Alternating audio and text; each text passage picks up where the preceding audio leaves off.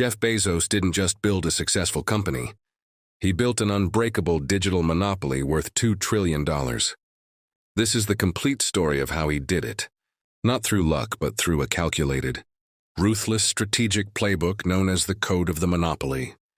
Over 7 parts, we will dissect the military precision behind Amazon's success from the day one, mentality that crushed internal stagnation, to the self-reinforcing flywheel effect that guaranteed scale, to the accidental creation of the ultimate cash machine. You will learn the true purpose of Amazon Prime, the deceptive genius of the 15-year minimum wage moat, and the final, controversial moves to conquer global logistics and political influence. This is the ultimate masterclass in market dominance. Welcome to the Code of the Monopoly. The Code of Day One and the Search for Market Asymmetry, 1964-1997. Jeff Bezos, born in 1964, began his career not in retail or technology, but in the high-stakes world of quantitative finance on Wall Street. By the early 1990s, he was a senior vice president at D.E. Shaw, managing significant capital and focusing on identifying asymmetrical investment opportunities, those where potential rewards vastly outweighed potential risks. His early success confirmed his belief in 2 fundamental principles: that irreversible long-term trends dictate future winners, and that the only true path to exponential growth is through radical invention and disruption. The pivotal moment that defined his code occurred in 1994. While analyzing market data, Bezos stumbled upon a report stating that the World Wide Web was experiencing user growth at a staggering rate of 2,300% per year. This figure, 2,300%, not the typical 23% expected of conventional markets, represented an irreversible trend of monumental scale. Bezos realized that failing to participate in this market would be the greatest regret of his life. He made the immediate, decisive strategic move to quit his lucrative Wall Street career and chase this exponential trend. The first strategic choice was the product. Why books? Bezos methodically reviewed over 20 potential product categories. Books offered the perfect market asymmetry for an online startup. They had universal demand, low unit cost, were easily sourced and packaged, and, crucially, the consumer experience was limited by the physical shelf space of existing retail stores. A virtual storefront could offer millions of titles, crushing the limited inventory of even the largest Barnes & Noble store.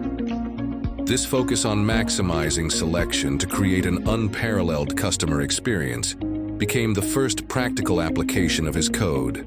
This strategic choice was cemented by the foundational principle that would guide the entire enterprise: the Code of Day One. The Day One mentality is the relentless pursuit of innovation, invention, and urgency, mimicking the energy and desperation of a startup's very first day. The opposite, Day Two, is stasis, stagnation, and eventual decline. This philosophy meant that Amazon was constantly tasked with fighting complacency, bureaucracy, and the comfort of stability. The Code of Day One demanded 3 immediate sacrifices. 1. Prioritize growth over profit.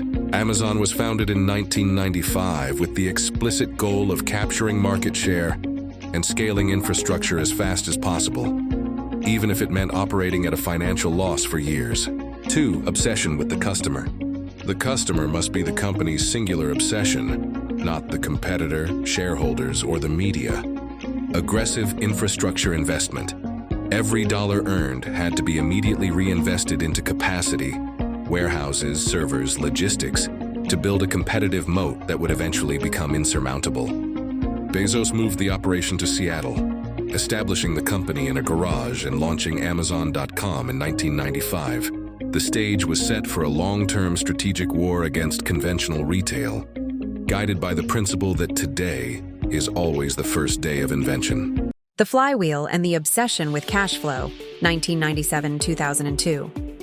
Following the successful launch and initial scaling of Amazon, the next critical strategic challenge for Jeff Bezos was transforming rapid growth into an impenetrable, self-reinforcing competitive moat. This necessity gave birth to the third central principle of his code: the flywheel, or virtuous cycle. The flywheel is a self-reinforcing, anti-competitive loop designed for exponential scaling and market destruction. It operates on 5 core interconnected concepts. 1. Low prices. Bezos's absolute commitment to constantly lower prices attracts customers. Increased traffic. The low prices and expansive selection drive massive customer traffic to the site. Increased sellers. This enormous traffic attracts third-party sellers who want access to that customer base. Scale and efficiency. The increased volume from third-party sellers generates higher fixed cost absorption, allowing Amazon to invest more aggressively in logistics and infrastructure. 5. Lower cost structure. This increased efficiency and scale result in even lower operating costs, which Amazon passes back to the customer as even lower prices, thus restarting and accelerating the cycle. This strategic machine meant that every time Amazon grew, it made it exponentially harder for a competitor to catch up, turning the company into a perpetual motion machine of growth. In 1997, Amazon completed its initial public offering, IPO, raising crucial capital. However, the cartel's strategy immediately put Bezos at odds with Wall Street. Traditional finance demanded immediate quarterly profits, while Bezos relentlessly pursued maximum reinvestment and cash flow dominance. This conflict revealed a core strategic insight: cash flow over reported profit. Bezos argued that reported profit was merely an accounting number, easily manipulated, while cash flow, the actual money entering and staying in the company, was the only true measure of health and market dominance. Amazon would intentionally show zero profit, sometimes even losses, to infuriate shareholders, because every dollar was immediately plowed back into building capacity, warehouses, servers, logistics, preventing competitors from ever matching their scale. This relentless focus allowed Bezos to execute another radical strategic decision in 2000: the marketplace pivot. Amazon allowed third-party sellers, including its direct competitors, to list and sell their own products directly on Amazon.com. This move was counterintuitive but strategically brilliant. 1. Infinite inventory. Amazon instantly gained an almost infinite selection of products without having to purchase, store, or manage the inventory itself, instantly accelerating the increased sellers stage of the flywheel. 2. Data acquisition. Amazon gained unprecedented granular data on what products sold best, providing the necessary intelligence to decide which products Amazon should eventually manufacture or stock itself. The competitive strategy of identifying victims. 3. Revenue capture. Amazon earned a commission on every third-party sale, capitalizing on competition while simultaneously strengthening its own platform. This radical expansion occurred right before the dot-com crash of 2000-2002. While hundreds of web companies failed, lacking real infrastructure and cash flow, Amazon survived. Bezos's deliberate, debt-fueled investment in physical assets, warehouses, delivery infrastructure, gave Amazon the necessary cash flow and operational reality to weather the storm, proving that his long-term code of day one was superior to the short-term hype sought by Wall Street. The Two-Pizza Rule and the Accidental Birth of AWS, 2002-2006. Having established the self-reinforcing flywheel and survived the dot-com crash, Jeff Bezos' focus shifted inward, maintaining the agility and invention required by the day-one mentality as the company scaled past thousands of employees. The greatest threat to Amazon was no longer external competitors, but internal bureaucracy and stagnation. This led to the creation of the fourth strategic pillar of his code, the code of culture. The primary mechanism for defending the day-one culture was the famous two-pizza rule. This rule dictated that no internal team should be larger than what 2 standard-sized pizzas could adequately feed. The strategic genius behind this seemingly simple mandate was multi-layered. 1. High communication and velocity. Small teams ensure that communication paths remain tight and fast. Decision-making is decentralized, eliminating the need for slow, consensus-based meetings that characterize larger organizations. 2. Accountability. In a small team, individual contribution and failure are highly visible. promoting extreme ownership and responsibility among members. Encouraging invention. Each small team was mandated to operate almost like an independent startup, free to pursue radical ideas and innovation without needing centralized approval, thereby fighting the day two comfort zone. This cultural mandate was immediately followed by a radical, top-down technical decree that would accidentally birth the company's most valuable asset. Bezos issued an ultimatum to every internal development team. All data and functionality must be exposed to other teams through standardized, well-documented service-oriented architecture, SOA, and APIs, application programming interfaces. This mandate was non-negotiable, and compliance was rigidly enforced. The tactical reason was purely efficiency. If every team could access data via a predictable interface, internal development would accelerate. However, the true strategic consequence was profound. The company inadvertently built the entire operational scaffolding of a cloud computing platform. The goal was to build a better retailer, but the accidental outcome was the creation of a utility model for the internet. By the mid-2000s, Amazon faced an infrastructure crisis. The immense scale of the retail operation meant that its internal IT infrastructure, servers, storage, and networking, had become a chaotic, sprawling, and extremely expensive cost center. The company had built vast, unused server capacity to handle peak holiday traffic, which lay dormant for the rest of the year. The strategic realization was an epiphany. Amazon was performing better as an infrastructure provider than as a retailer. The internal cost center could be productized and transformed into a cash flow machine. This recognition led to the accidental birth of Amazon Web Services, AWS, which launched in 2006. The strategy was to sell computing power, Elastic Compute Cloud, EC2, and Simple Data Storage, Simple Storage Service, S3, as a utility, paid for on demand, just like electricity. AWS required zero inventory, generated massive revenue from unused sunken capital, and was the ultimate competitive moat. By forcing startups and even established competitors, like Netflix, to rely on Amazon's infrastructure, Bezos ensured that Amazon captured profit from every major digital trend, including those aiming to disrupt Amazon itself. AWS transformed Amazon from a mere retailer into the foundational infrastructure superpower of the modern internet.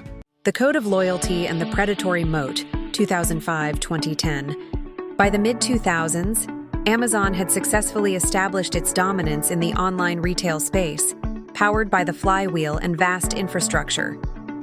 However, a crucial strategic vulnerability remained: customer loyalty. Amazon's customers were fundamentally price shoppers. They would compare prices and switch to a competitor if the discount was deep enough. This lack of inherent loyalty was a threat to the long-term dominance required by the Day One Code. The solution conceived by Bezos was the Amazon Prime program, launched in 2005. The concept was deceptively simple, but strategically revolutionary. Customers would pay an annual flat fee, initially $79, in exchange for free 2-day shipping on eligible items. While Prime was initially perceived as a loss leader, Amazon was guaranteed to lose money on shipping for heavy Prime users. The true genius lay in its psychological and behavioral engineering. This created the fifth central strategic pillar, the Code of Loyalty, the Prime Moat. The purpose of Prime was not to generate profit from the $79 fee, but to fundamentally alter the customer's decision-making process. Once a customer pays the annual fee, the sunk cost, they are psychologically compelled to maximize the value of that investment. They stop comparing prices with competitors and instead ask, "Can I get this item now on Amazon with my free shipping?" This dramatically increases customer spending, creating a massive lock-in effect. Data quickly proved the strategy's effectiveness. Prime members rapidly shifted the vast majority of their retail budget to Amazon, spending an average of 2 to 4 times more annually than non-Prime customers. Prime became the moat that made the customer base nearly impenetrable and guaranteed massive, predictable cash flow. With this loyal, high-spending base secured, Bezos was able to escalate his use of predatory pricing, a strategic technique where goods are intentionally sold at zero profit or even a loss to systematically destroy competition. The cartel could afford this war because the massive profits generated by AWS and the marketplace commissions were used to subsidize the retail side's price cuts. This meant Amazon was effectively fighting a price war that its pure retail competitors, like Best Buy or Borders, could never win. When competitors were forced out of business, Amazon's dominance became the only choice left for consumers, accelerating the flywheel. The strategic shift to controlling the entire digital ecosystem became absolute with the launch of the Kindle in 2007. The Kindle's goal was never to generate profit from the hardware itself. The goal was to eliminate the physical book supply chain and control the digital distribution gateway. By linking the device directly to the Amazon store, Bezos gained control over pricing, content, and the customer experience, effectively isolating and dismantling the remaining book retail industry. The public narrative of Amazon as a perpetually low-profit, struggling company was deliberately cultivated. The retail side was strategically kept near zero profit to avoid antitrust scrutiny and justify continued investment in infrastructure. Meanwhile, the true wealth engines, Prime, marketplace commissions, and most importantly, AWS, pumped colossal stable cash flow into the company, funding the relentless predatory expansion that defined the monopoly. The Logistical Colossus and the Code of Data Parasitism, 2010-2015. By 2010, Amazon was no longer merely an online retailer.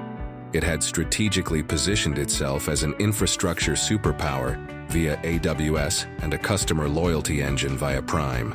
The next strategic frontier was the conquest of the physical world, logistics and supply chain control. The company's growth was being limited by its reliance on external shippers like UPS and FedEx, who dictated both pricing and delivery speed. This crisis led to the sixth critical strategic pillar, the Logistical Colossus. The cornerstone of this transformation was the Fulfillment by Amazon (FBA) program. FBA was a stroke of strategic genius, allowing third-party sellers, who were already relying on the marketplace, to pay Amazon to handle their entire back-end operation, storing inventory, packaging orders, and managing customer service. This decision provided dual benefits. One, revenue generation. FBA immediately became a high-margin cash flow stream, funding further expansion. 2, operational control.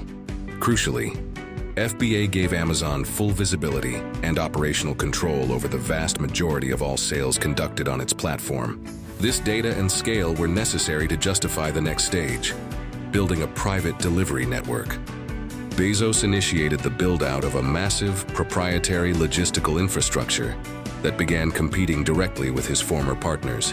This included the formation of Amazon Air, a fleet of cargo planes, an army of last-mile delivery vans, and a relentless investment in robotics and automation within its fulfillment centers. The goal was to eliminate reliance on any external entity and establish an unbeatable physical moat that no traditional competitor could ever match in speed or cost. As the marketplace grew, Amazon developed its most controversial strategic application, the Code of Data Parasitism. Amazon uniquely possessed granular, real-time data on every product sold on its platform, including which third-party sellers were succeeding and at what price point. The predatory strategy was simple. When a third-party product reached a high sales volume, Amazon would utilize this confidential data to launch its own private label version, e.g., Amazon Basics or other house brands. Since Amazon controlled the sourcing and had no marketing costs, it could sell its version at a lower price, promote it preferentially on its platform, and systematically destroy the original seller that gave Amazon the initial data insight. This strategic parasitism allowed the cartel to eliminate internal competition and maximize profit by identifying and consuming successful products. Finally, the acquisition of the Washington Post by Bezos in 2013 signaled a strategic pivot into the influence moat. As Amazon's size and power attracted increasing regulatory and antitrust scrutiny from governments globally, securing a powerful media asset served as a crucial defense mechanism. The WAPO acquisition was not viewed as a simple financial investment. but as a strategic tool to shape political narratives and public opinion during times of regulatory conflict, adding a layer of political protection to the economic colossus. The Physical World Conquest and the Final Moat, 2016-2019. By 2016, Amazon had become an inescapable force in digital commerce, cloud computing, AWS, and logistics. Yet the final crucial market segment, physical retail, particularly groceries, remained largely unconquered. This was the final operational vulnerability, a market too vast and too localized to be entirely serviced by delivery trucks.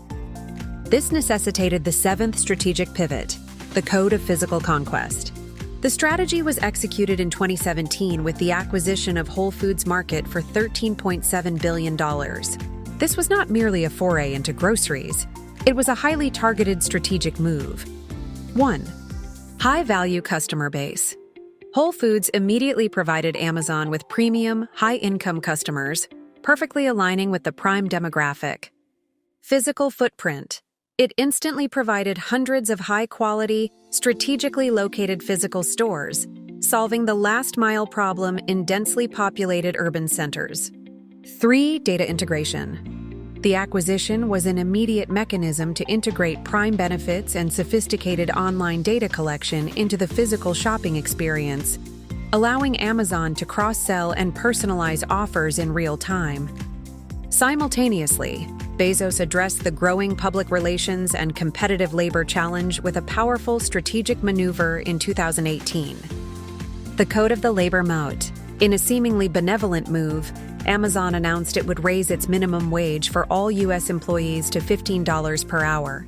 While lauded by politicians, this decision served as a brilliant competitive weapon against traditional, lower-margin retailers like Walmart and Target.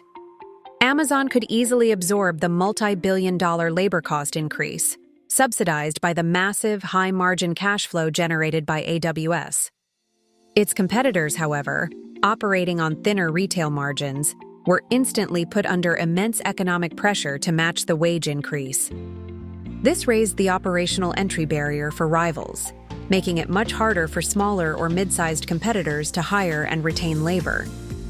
The 15 minimum wage was a competitive moat, disguised as corporate social responsibility. To further pressure traditional retail toward obsolescence, Amazon pushed its internal innovation into the physical realm with the development of Amazon Go stores. These utilized just-walk-out technology, cashierless shopping, proving that the transactional friction of traditional retail, the checkout line, could be entirely eliminated through technology. This strategic move was designed not just for internal use, but to signal to the entire retail industry that the future required total technological retooling, a capital investment that only Amazon could afford to lead. Finally, having secured the foundations of global commerce, Bezos personally initiated the eighth strategic pivot, the Code of the Legacy Moat. He shifted his primary focus and resources to Blue Origin, his aerospace company. This pivot was a final expression of the Day One mentality, moving from conquering earthbound commerce to conquering the ultimate frontier. This move defined his legacy as a visionary pioneer, not just a retailer, simultaneously giving him a massive strategic leverage point in the emerging space economy and protecting his personal reputation amidst growing regulatory scrutiny. The unparalleled growth and success inevitably brought a heavy cost. By the end of this period, Amazon faced intense coordinated scrutiny from the U.S. Congress, the EU, and global media, signaling that the scale of the monopoly had finally exceeded the tolerance of the free market. The final separation and the legacy of the code, 2020 present. By 2020, Amazon was an undisputed global juggernaut, controlling digital commerce, cloud infrastructure, and a massive physical logistics network. The company was no longer a startup. It was the ultimate realization of the code of the monopoly. At this stage, Jeff Bezos faced the ultimate strategic decision: when to step away from the operational cockpit. In 2021, Bezos made the final strategic move of his CEO tenure, stepping down to become the executive chairman. This was not a retirement, but a strategic separation of roles designed to secure his legacy and focus on the final, irreversible frontiers. The operational leadership of the retail and AWS monoliths was handed to Andy Jassy, signaling that the company had achieved such stability that it required a steady hand to manage the immense infrastructure, not the radical invention of the founder. The personal separation allowed Bezos to dedicate his immense wealth and full focus to Blue Origin and the Washington Post, solidifying the final influence moats. His legacy was being redefined from that of a merchant to that of a philosophical pioneer and guardian of democracy. The move demonstrated that even the day one mentality must eventually pivot to day two responsibilities, securing the future beyond the current business model. The complete history of Amazon, detailed through the 7 parts of this saga, yields the final, powerful philosophical summary of the Bezos Code. The Code of the Monopoly. Final Principles. 1. The day one mentality is absolute. Never allow complacency or bureaucracy to set in. Treat every year as the first year of innovation, regardless of scale. The moment invention stops, stagnation begins. 2. Cash flow is king. Disregard traditional accounting profits. Obsessively funnel every available dollar into infrastructure and capacity, warehouses, servers, planes. These irreversible, large-scale investments build the ultimate competitive moat that no rival can ever afford to match. 3. The customer is the weapon. Customer obsession is not charity, it is a strategic tool. By prioritizing low prices and speed, Prime, you change consumer behavior, create switching costs, and ensure that the customer actively drives the destruction of your competitors. The monopoly. Through vertical integration, control the entire supply chain. WS controls the digital foundation, FBA controls the physical movement, and Prime controls the buyer. By integrating these systems, Amazon captured profit from every angle and locked competitors into dependence. Data as parasitism. View the marketplace not as a partnership, but as a vast free intelligence network. Utilize the sales data generated by third-party sellers to identify successful products and systematically eliminate them through private label competition. The ultimate consequence of this code, however, was the confrontation with society itself. While the strategy was legal and brilliant, its success created a near-perfect monopoly, resulting in intense regulatory scrutiny, documented issues with labor conditions, and the widespread destruction of small retail businesses. The legacy of Jeff Bezos is complex. He proved that by mastering logistics, long-term thinking, and the relentless strategic reinvestment of cash flow, a single entity could establish an unassailable empire in the digital age. The final lesson is that in the new economy, scale is power, and power is immunity.